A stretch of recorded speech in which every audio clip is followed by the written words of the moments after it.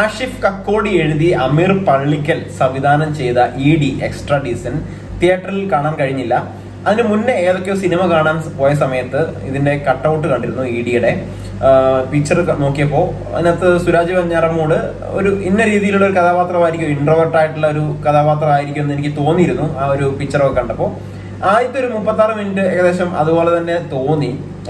ഈ രീതിയിലായിരിക്കും ഇപ്പൊ ഞാൻ വിചാരിച്ചതുപോലെ തന്നെ പടം പോയിട്ടുണ്ടായിരുന്നു. പിന്നീട് ആ സിനിമ കുറച്ച് മാറി വേറൊരു ലെവലിലേക്ക് വരുന്നതായിട്ടാണ് കാണാൻ കഴിഞ്ഞത്. നമ്മൾ ഈ ഒരു ഡാർക്ക് കോമഡി ഒക്കെ നമ്മുടെ മൂന്തൻ ഉണ്ണി അസോസിയേറ്റ്സ് എന്ന് പറഞ്ഞ സിനിമയിൽ കണ്ട് വളരെയധികം വിജയിച്ചിരുന്നു. അപ്പൊ ഈ സിനിമയിൽ ഏകദേശം ആ രീതിയിലൊക്കെ എടുക്കാൻ തോന്നി. നമുക്ക് ചിരി വരുത്തുന്ന കുറച്ച് രംഗങ്ങൾ ഡാർക്കായിട്ട് എടുത്തിരിക്കുന്ന ഒരു സംഭവമൊക്കെയാണ്. നിങ്ങൾ പലരും ഈ സിനിമ കണ്ടു കാണും. എനിക്ക് വളരെയധികം ഇഷ്ടപ്പെട്ട ഒരു സിനിമയാണ്. നമുക്ക് OTTയിലൊക്കെ കണ്ടാലും വലിയ കുഴപ്പമില്ലാതെ ഒരു 1-2 മണിക്കൂർ കാണാൻ പറ്റുന്ന ഒരു സിനിമയായിട്ടാണ് എനിക്ക് തോന്നിയത്.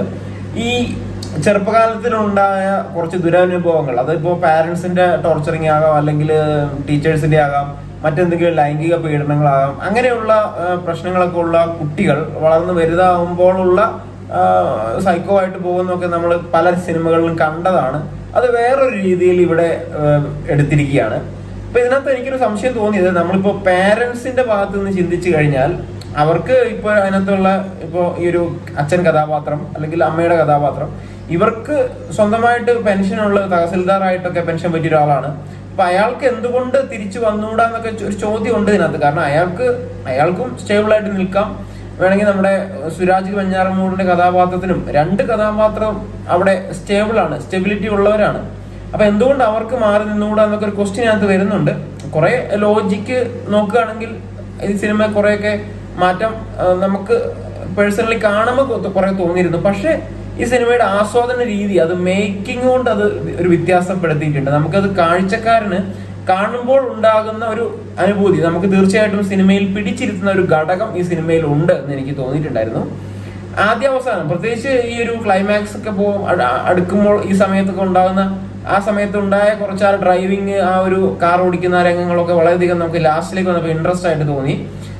നമ്മുടെ സുരാജ് വെഞ്ഞാറമൂടിനെ കൂടാതെ നമ്മുടെ സുധീർ കരമന അച്ഛന്റെ റോളിൽ വന്നു. അതുപോലെ വിനയപ്രസാദ്, കുറെ നാളുകൾക്ക് ശേഷം സ്ത്രീ എന്ന സീരിയലിലെ ആ ഒരു വിനയപ്രസാദ്, അതുപോലെ ഗ്രേസ് ആന്റണി വളരെ നന്നായിട്ട് അഭിനയിച്ചിട്ടുണ്ടായിരുന്നു.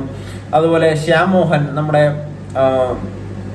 പ്രേമലു എന്ന സിനിമയിലുള്ള ആ ഒരു ക്യാരക്ടർ, അദ്ദേഹമൊക്കെ വളരെ നന്നായിട്ടുണ്ടായിരുന്നു. അതുപോലെ വിനീത് തട്ടിൽ, റാഫി, അലക്സാണ്ടർ പ്രശാന്ത് ഒരു ചെറിയ റോളിൽ വന്നു. ആകെ മൊത്തം നോക്കുവാണെങ്കിൽ നമുക്ക് ഫാമിലി ആയിട്ട് കണ്ടിരിക്കാൻ പറ്റിയ ഒരു ഫീൽ തരുന്ന ഒരു നല്ലൊരു സിനിമയായിട്ടാണ് എനിക്ക് തോന്നിയത്.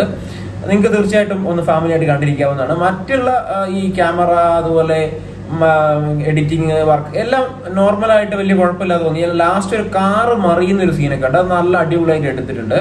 നമ്മൾ പ്രത്യേകിച്ച് കമ്പയർ ചെയ്യുകയാണെങ്കിൽ ഇപ്പോൾ മോഹൻലാലിന്റെ ബാറോസ് ഒക്കെ ഇറങ്ങി, അതൊക്കെ നോക്കുകയാണെങ്കിൽ ഇതൊക്കെ ആ ഒരു സീനൊക്കെ അടിപൊളിയാക്കിയിട്ട് എടുത്തിട്ടുണ്ട്. ബാറോസ് ഒക്കെ വെച്ച് നോക്കുകയാണെങ്കിൽ കമ്പയർ ചെയ്യാനേ പറ്റില്ല ഈ സിനിമ. അത് കണ്ടിട്ട് എനിക്ക് മുഴുവനാക്കാൻ കഴിഞ്ഞില്ല.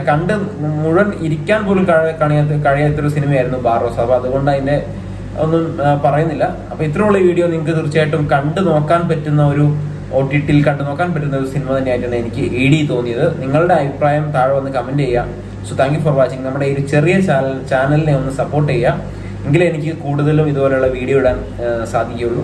നിങ്ങളുടെ ഒരു സപ്പോർട്ട് തീർച്ചയായിട്ടും എനിക്ക് ആവശ്യമുണ്ട്. Thank you. All the best.